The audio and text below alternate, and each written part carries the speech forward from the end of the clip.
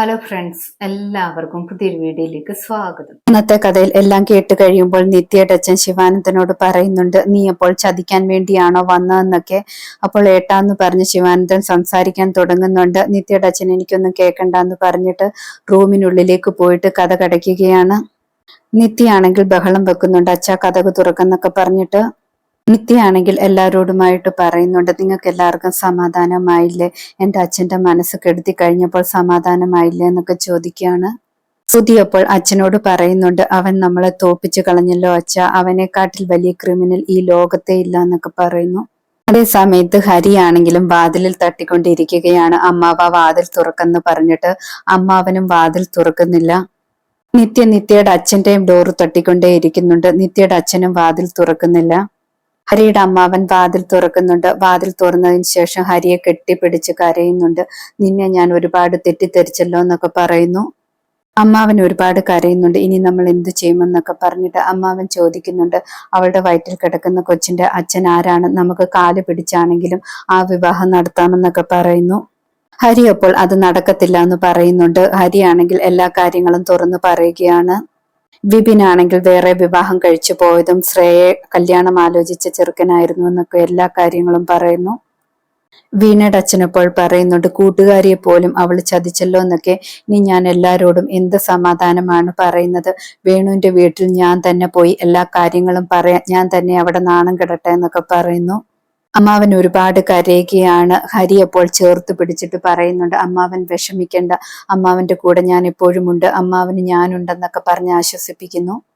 നിത്യയുടെ അച്ഛനും വാതിൽ തുറക്കുന്നുണ്ട്. നിത്യയെ കെട്ടിപ്പിടിക്കുന്നു. അതിനുശേഷം പറയുന്നുണ്ട്, എന്റെ മോളുടെ വിവാഹമാണ് നാളെ, ഞാൻ തീരുമാനിച്ച വിവാഹമാണ്, അതിനൊരു തടസ്സവും ഉണ്ടാകാൻ പാടില്ല, അതിന് തടസ്സം നിൽക്കുന്നവരെയൊക്കെ ഞാൻ ഈ വീട്ടിൽ നിന്നും പറഞ്ഞു വിടുമെന്നൊക്കെ പറയുന്നു. നിത്യയുടെ അച്ഛൻ വെളിയിലേക്ക് വന്നിട്ട് ശിവാനന്ദനോട് പറയുന്നുണ്ട്, നീയും നിന്റെ കുടുംബവും ഇപ്പൊ തന്നെ ഇവിടെ നിന്നും പൊക്കോണമെന്ന്. ശിവാനന്ദൻ അപ്പോൾ പറയുന്നുണ്ട്, ഏട്ടൻ ചെയ്യുന്നതൊക്കെ തെറ്റാണെന്ന് ഏട്ടന് പിന്നീട് മനസ്സിലാകുമെന്നൊക്കെ പറയുന്നു. അതിനുശേഷം എല്ലാവരെയും കൂട്ടിയിട്ട് ശിവാനന്ദൻ അവിടെ നിന്ന് ഇറങ്ങുകയാണ്. അവരെല്ലാം പോയതിനു ശേഷം നളിനിയുടെ അടുത്തേക്ക് നിത്യയുടെ അച്ഛൻ വരുന്നുണ്ട്. നിത്യയുടെ അച്ഛൻ പറയുന്നുണ്ട്, നിനക്ക് നല്ല മനസ്സുണ്ടെങ്കിൽ മാത്രം ഇവിടെ നിന്നാൽ മതി, അല്ലെങ്കിൽ നിനക്കും പോകാമെന്നൊക്കെ പറയുന്നു. അമ്മായി ഇപ്പോൾ പറയുന്നുണ്ട്, എനിക്ക് പ്രശ്നമൊന്നുമില്ല, എനിക്ക് ഈ വിവാഹം നടക്കണമെന്നാണ് ആഗ്രഹം എന്നൊക്കെ പറയുന്നു. ശേഷം റൂമിൽ വന്നിട്ട് നിത്യയുടെ അച്ഛൻ നിത്യയോട് പറയുന്നുണ്ട്, സുജാത അമ്മയെക്കാട്ടി നല്ലവനാണ് ആ ജീവൻ ഇത്രയൊക്കെ സംഭവിച്ചിട്ട് നമ്മളോട് ഒരു കാര്യം പോലും പറഞ്ഞില്ലല്ലോ, അവൻ എത്ര നല്ലവനാണെന്ന് നോക്കിക്കേ എന്നൊക്കെ പറയുന്നു. നിന്നെ ഒരുപാട് സ്നേഹിക്കുന്നുണ്ട്, അതുകൊണ്ടാണ് അങ്ങനെയൊക്കെ എന്നൊക്കെ പറയുന്നു. നിത്യയും അപ്പോൾ പറയുന്നുണ്ട്, അച്ഛൻ പറഞ്ഞതൊക്കെ ശരിയാണ്, നമുക്കാണെങ്കിൽ നേരിട്ട് പോയിട്ട് ഈ കാര്യം ഒന്ന് പറയണമെന്നൊക്കെ പറയുന്നുണ്ട്. നിത്യയുടെ അച്ഛനും പറയുന്നുണ്ട്, ശിവാനന്ദനും സുധിയും ഒക്കെ ചെയ്ത കാര്യത്തിനാണെങ്കിൽ നമുക്ക് നേരിട്ട് മാപ്പ് ചോദിക്കണം, അതിനുശേഷം അവർ തീരുമാനിക്കട്ടെ എന്തു വേണമെന്നൊക്കെ. നിത്യയുടെ അച്ഛനും സുജാത അമ്മയും ഭർത്താവിനെയും ജീവനെയും പോയി കാണുകയാണ്. നിത്യയുടെ അച്ഛൻ പറയുന്നുണ്ട്, നിങ്ങൾ ഞങ്ങൾക്ക് മാപ്പ് തരണം, എല്ലാ കാര്യങ്ങളും കേട്ടിട്ട് ഈ വിവാഹം വേണ്ടയോ വേണോ എന്ന് നിങ്ങൾ തന്നെ തീരുമാനിക്കണമെന്നൊക്കെ പറയുന്നു. നിത്യയുടെ അച്ഛൻ പറയുന്നത് കേട്ടിട്ട് എല്ലാവർക്കും ഷോക്ക് ആകുന്നുണ്ട്. നിത്യയുടെ അച്ഛൻ എല്ലാ കാര്യങ്ങളും തുറന്നു പറയുകയാണ്. നിത്യയുടെ അച്ഛൻ പറയാണ്, ജീവൻ ഒരു കാര്യവും തുറന്നു പറഞ്ഞില്ല നിങ്ങളോട് പോലും, എല്ലാം മോൻ മനസ്സിൽ ഒതുക്കി വെച്ചു, അവന്റെ നല്ല മനസ്സുകൊണ്ടാണെന്നൊക്കെ പറയുന്നു. സുജാതാമ്മ അപ്പോൾ സങ്കടത്തോടെ പറയുന്നുണ്ട്, എന്നാലും ഇവർക്കെല്ലാം എന്താണ് പറ്റിയത്?